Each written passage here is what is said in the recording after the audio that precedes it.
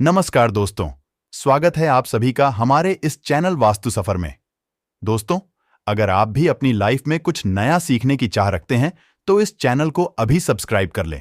जय मां लक्ष्मी। दोस्तों, यदि आपके घर की भी महिला सुबह उठकर जल्दी खाना बनाती है तो आपको यह वीडियो जरूर देखनी चाहिए कि गुरुजी के द्वारा एक बहुत ही खास और महत्वपूर्ण बात बताई गई है। उन्होंने स्त्रियों के सुबह जल्दी खाना बनाने के संबंध में एक बहुत बड़ी बात कही है, जिसे जानना आपके लिए अति आवश्यक है। प्रिय दर्शन बांधो, वी माता बहनों, स्त्रीघर की लक्ष्मी मणि जाती है। शास्त्रों के अनुसार स्त्री को धन का अब भी दूसरा रूप माना जाता है, क्योंकि जी घर की महिला सदैव प्रसन्न रहती है, उसे घर में मां लक्ष्मी का वास होता है। दोस्तों, गुरुजी ने एक छोटी सी कहानी के माध्यम से बताया है, जिसे जानना आपके लिए बहुत ही ज्यादा महत्वपूर्ण है कि जिसके घर की महिला सुबह जल्दी खाना बनती है और यहाँ 5 महत्वपूर्ण काम रोज करती है, तो उसे घर में क्यों स्वयं लक्ष्मी जी वास करती हैं। गुरुजी कहानी को शुरू करते हुए कहते हैं कि किसी नगर में एक अव्वल दज का आलसी राजा था।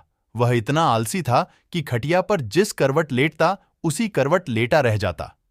करवट बदलने में भी उसे परेशानी होती थी।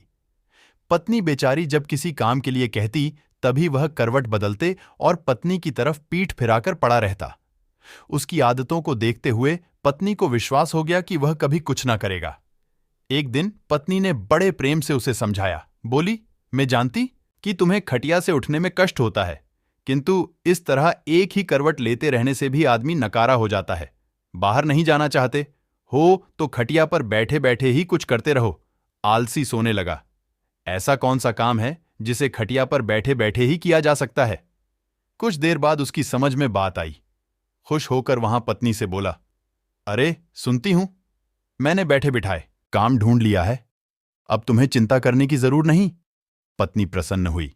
अब कुछ तो घर का काम होगा। उसने सब्जी की टोकरी में चाकू रखा और उसके आगे रखती हुई बोली, अब बैठे बैठे सब्जी कैट डालो। किंतु आलसी ने उसे और ध्यान ना दिया। थोड़ी देर बाद पत्नी जब सब्जी लेने पहुंची तो पाया कि पतिदेव खटिया पर बैठे हुए मक्खियों जिन रही है, 1 2 3 कर। पत्नी ने देखा उनके बिस्तर पर 7 मक्खियों मरी पड़ी है। पत्नी को देखते ही हंसकर बोला, देखा मेरा कमाल, कितनी फुर्ती से 7 को मौत के घाट उतार दिया है। अब देखना है कि पूरे दिन में कितनी मार सकता हूं आलसी। महाराष्ट्र को अब यही धुन सवार हो गया। उसे जहां मक्खी दिखती वहीं फट से हाथ मार देता। कई बार तो अपनी ही गर्दन पर इतनी जोर से हाथ जमाया कि उसकी घंटे ही हो गई। कई बार पत्नी की नाक तोड़ दी। मक्खी करने के चक्कर में उसने घर के भांडे बर्तन तोड़ डाले। उसने प्रतिज्ञा कर ली कि काम से काम 1000 मक्खियों मारकर ही दम लूंगा। जल्दी आ गया। जब उसकी प्रतिज्ञा पूरी हुई, उसे दिन आलसी ने सारे शहर का चक्कर लगाया। कंधे पर बस का एक मजबूत डंडा रखवा खुशी से उछलता कुड़ता रहा था अपनी बहादुर और सोच रहा था कि आज हजारों को मौत के घाट उतार आया हूं। यह सुनकर लोग भयभीत हो गए। सारे शहर में हवा की तरह बात फैल गई कि उसने हजारों को मौत के घाट उतार दिया है। लोगों ने उसका नाम हजार मेरी रख दिया। अब आलसी महोदय जिससे सड़क या गली पूछे से गुजरते, वहीं लोगों की भीड़ उमड़ पड़ती। उसे बहादुर को देखना चाहिए जिसने हजारों को मौत के घाट उतारा है। धीरे धीरे हजार मेरी सारे राज्य में प्रसिद्ध हो गया। कुछ दोनों बाद उसे राज्य पर एक दूसरे राजा ने अचानक हमला बोल दिया। राजा के पास उसे समय कोई अच्छा सेनापति नहीं था। उसने जूते को आदेश दिया कि वे तुरंत सारे राज्य में घूमकर देखें और जहां भी उन्हें सेनापति के योग्य कोई युवक दिखाई दे उसे फौरन हमारे दरबार में हाजिर करें। आदेश पाते ही दूत जहां जहां शेरों में घूमने लगे, उन्हें दोनों हजार मेरी का नाम सर्वत्र गंज रहा था। दूतों ने जब सुना तो वे उसके घर जा पहुंचे। राजा के जूते को अपने घर पर आया देख हजार मेरी भाई से कांपने लगा।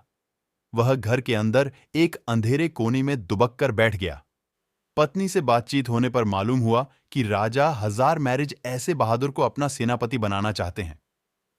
इसलिए तुम उसे जल्दी हमारे साथ भेज दो। पत्नी को लगा जैसे वह कोई सपना देख रही है। अपने पति की असलियत को वह जानती थी। सोने लगी, काश ऐसा हो सकता। किसी तरह राजा के दूध हजार मेरी को अपने साथ लेकर राजा के दरबार में पहुंचे। उसे लंबे तगड़े नौजवान को जब राजा ने अपने सामने खड़ा पाया तो मां ही मां प्रसन्न हुआ और पूछा, तुम्हारा ही नाम हजार मेरी है। आलस। आलसी बोला, जी हुजूर, मुझे ही हजार मेरी कहते हैं। राजा बोला, तुम्हारी बहादुर के चर्च हमने सुन हैं। हम चाहते हैं कि शत्रु के साथ हो रहे युद्ध में तुम हमारी सी का संचालन करो। कपड़े हुए हजार मेरी ने राजा की आज्ञा को स्वीकार किया और इस बात की सूचना देने के लिए घोड़े पर स्वर हो पत्नी के पास पहुंच सुनकर पत्नी की खुशी का ठिकाना ना रहा। उसने सोचा, हजार मेरी सी तो बन गया, पर शत्रु की सी का मुकाबला वह कैसे करेगा? कहानी यह डरपोक आदमी युद्ध के मैदान में घोड़े से उतारकर भाग आया तो राजा इसे जीवित ना छोड़ेंगे। उसने एक मजबूत रस्सी से हजार मेरी को घोड़े से बांधना शुरू किया। हजार मेरी ने पूछा, ये क्या कर रही हो? हजारे की पत्नी ने जवाब दिया कि मैं आपको घोड़े के साथ बंध रही हूं। स्वामी हजारी ने पूछा कि ऐसा किस लिए? पत्नी ने जवाब दिया, इसलिए आपको घोड़े से बंध रही हूं कि कहानी आप लड़ाई के लिए उतावले होकर घोड़े से कूद पड़े और पैदल ही ना लड़ने लगे। वापस लौट पर भरे दरबार में जब लोगों ने हजार मेरी को घोड़े से बांध हुआ पाया तो उनका उत्साह और भी बढ़ गया। ऐसा वीर सेनापति दूसरा कौन हो सकता है जिसने घोड़े से ना उतारने की मां में ठान ली है सी युद्ध के लिए तैयार थी। राजा की आज्ञा पाते ही हजार मेरी के नेतृत्व में वे युद्ध भूमि की ओर चल पड़े। शत्रु किसी को जब मालूम हुआ कि एक बड़ी फौजी के साथ हजार मेरी मुकाबला करने चल पड़ा है तो उनके योद्धाओं का धैर्य टूट गया। उन्होंने सुना था कि हजार मेरी अकेला ही हजारे को मार गिरना है। यहां नाम सुनते ही बड़े बड़े योद्धाओं के होश उड़ गए, किसी साक्षात अपनी मृत्यु नजर आने लगी। हजार मेरी किसी का उत्साह आसमान को ऊ रहा था। मैदान में पहुंचने ही वे शत्रु किसी पर टूट पड़े। दोनों साओं के बीच घमासान युद्ध होते देख हजार मरी ने अपने घोड़े के साथ बांसलों के गाने जंगल में जांच छिपा, किंतु उस किसी ने शत्रुओं को दम न लेने दिया। वह शत्रु का मुकाबला करती हुई उसी के ले गई और अपने राज्य से निकाल बाहर किया। शत्रु पर विजय अपने के बाद अपने सेनापति की जयकार करते हुए जब सैनिक वापस लौट लगे, 2000 मेरी भी बेसन की जंगल से निकालकर उनके बीच आज शामिल हुआ। वापस लौट के बाद नगर में धूमधाम से विजय उत्सव मनाया गया। हजार मेरी की वीरता पर राजा प्रसन्न हो बोली, मेरे बहादुर सेनापति, हमें तुम पर गर्व है। तुम्हारी अद्वितीय वीरता के कारण हमें विजय प्राप्त हुई है। इसके पुरस्कार स्वरूप हम तुम्हें 1000 स्वर्ण मुड़े देते हैं। साथ ही हमेशा के लिए तुम्हें प्रधान सेनापति नियुक्त किया जाता है। घोषणा सुनकर हजार मेरी बहुत प्रसन्न हुआ और मां ही मां अपने भाग्य को सराहना लगा। उसके बाद राजा ने पूछा कि बहादुर सेनापति हजार मेरी जी, आप हमें यह बताइए कि आप इतना बहादुर घर काम इतनी आसानी से कैसे कर लिया? तब हजार मेरी ने बड़े ही गर्व के साथ जवाब देते हुए बोला कि है राजन, यह जो कुछ भी हुआ है सब मेरी समझदार और बहादुर पत्नी, जिसे मैं आपको अकेले में राजमहल से बाहर अपने घर जान के बाद ही बताना चाहूंगा। राजा ने पूछा कि सेनापति हजार मेरी, यह बताओ कि तुम यहां वह गुप्त बात क्यों नहीं बता सकते हो? तो उसने कहा, यही तो मेरी सफलता का राज है जिसे मैं सबके सामने नहीं बता सकता। आपको मेरे साथ महल से बाहर मेरे घर चलना पड़ेगा।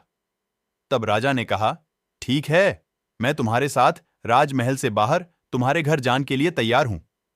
तब राजा और सेनापति दोनों एक साथ राजमहल से सेनापति के घर गए। जब वह घर पहुंचे तो उन्होंने देखा कि सेनापति हजार मेरी की पत्नी अपने घर में बैठी बड़ी बेसब्री से अपने पति की इंतजार कर रही थी। जैसे ही हजार मेरी की पत्नी ने सुबह सुबह अपने पति और राजा साहब को अपने घर पर आते देखा, वह तुरंत ही उठी और राजा साहब के सम्मान के लिए उपयुक्त व्यवस्था करने में झट गई। फिर राजा का बड़े ही सम्मान के साथ स्वागत सत्कार किया और वह खाना तो बना ही चुकी थी। तभी उसने राजा साहब को खाने लिए भी चौकी सजा दी और राजा साहब को अच्छे से सुबह सुबह ही खाना मिला दिया। तब फिर हजार मेरी बोला, अब तो आपने देखा ही होगा और समझ भी गए होंगे कि मेरी जीत का असली राज क्या है। मतलब की है महाराज, जैसा कि हम सभी को पता है कि जी घर की महिला सुबह प्रातः कल ब्रह्मा मुहूर्त में उठ जाती है। उसके घर में कभी भी लक्ष्मी की कमी नहीं होती और उसके यहां लक्ष्मी का वास होता है।